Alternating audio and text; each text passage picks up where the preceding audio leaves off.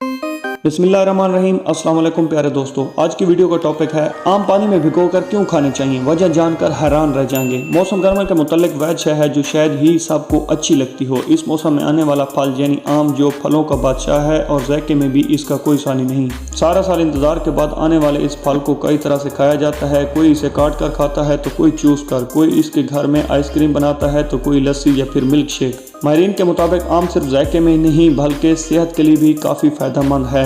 आमों को खाने से कम 30 मिनट तक पानी में भिगोना चाहिए। आम को पानी में भिगो कर रखने से इसकी गर्मी कम हो जाती है। आम की गर्मी से चेहरे पर पिंपल्स भी निकल सकते हैं। आमों पर कई किस्म के कीड़े मार अद्वियात भी इस्तेमाल की जाती हैं और ये केमिकल आपकी सेहत पर बुरा असर डाल सकते हैं, जैसा कि सर दर्द, कब्ज और दीगर मसाइल वगैरह। इसके अलावा ये जिल्द, आँखों और सांस लेने के मसाइल भी पैदा कर सकता है। ताहम आम को पानी में भिगो कर रखने से इनके तमाम केमिकल्स का असर खत्म हो जाता है। इसके अलावा आमों के ऊपर लगे जरासीम भी इस अमल में खत्म हो जाते हैं। आम में कुदरती तौर पर पाया जाने वाला एक मादा फाइटिक एसिड होता है जो कि एक एंटी न्यूट्रेंट समझा जाता है। फाइटिक एसिड मादनियात जैसे केमिकल, आयरन और जिंक की जज़ब होने में अमल को रोकता है, जो कि जिस्म में मादनियात की कमी का बायस बन सकते हैं। इस सूरत में आम को चंद देर पानी में भिगो कर रखने से फाइटिक एसिड को भी खत्म करने में मदद मिल सकती है।